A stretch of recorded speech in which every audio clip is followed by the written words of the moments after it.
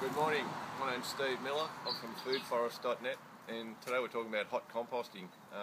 At the moment we're on day 8 of an 18-day compost, also known as a Berkeley compost.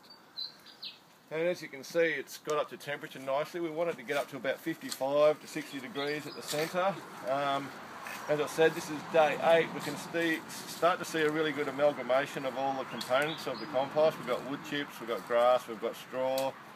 We've got 2 different types of manure, we've got minerals, we've got molasses, we've got quite a good deal of biochar in there as well, which will certainly help the microbes increase their population. But like I said, we're day 8, it's looking good, and we turn this at day 4 and then every 2 days thereafter. So this is the 3rd turn, and I'm being ably assisted here by my daughter Georgina, who's a compost expert from way back and is looking to seek the dollar in payment for helping me turn this compost.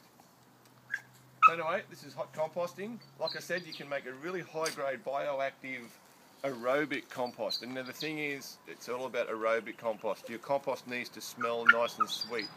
If your compost starts to stink and smell putrid, generally that's a sign you've got far too much nitrogen in there and it's turned anaerobic. We want aerobic compost. Anaerobic bacteria are the one that smell. So if I pick this up, other than being nice and warm, it smells nice and sweet. It smells like a rainforest, and that's what we're after. And you can see, look at that, the steam. I don't know if you can get that on the camera there, but you can see the steam coming off that. So this is day 8 out of 18. So actually it might even be day 10.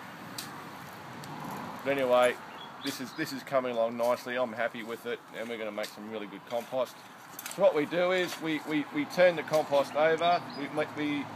Every 2 days we're doing this, and so we obviously make the outside of the top compost.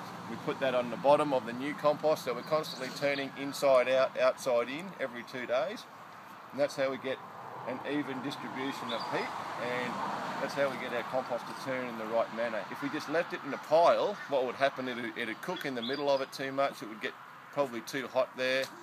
You'd get ash. You get and that's when your compost shrinks. Now the beauty of this hot composting, we don't lose any volume. We've got about a 2 cubic metre compost pile here, and at the end we'll be left with 2 cubic metres of compost. Now a lot of people do composting, and they might start with 2 cubic metres. They might only end up with half a metre of compost because it shrinks. That's usually because they've got it too hot. Here we monitor the heat very, very carefully. We check it at least every 2 days.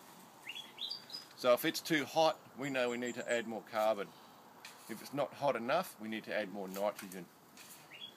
So the 2 big mistakes I see in compost, people who make compost, is not enough water, because the soil microbes, they get very thirsty, they're doing a lot of stuff. And the other big thing I see is not enough nitrogen or activator. And to use activators, we can use manures, we can use things like comfrey, we can use blood and bone meal. And if you're really hard pushed at home and you're trying to do a compost pile and you're finding it hard to get manures, keep your urine. Keep your urine for a couple of weeks and have, as much as you can get, because urine is pretty much straight nitrogen. It's basically urea and nitrogen. And we can pour our urine on our compost, and that'll be a really good activator.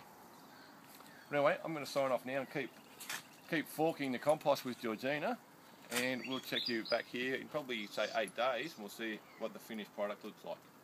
Okay, we'll catch you then. Keep composting.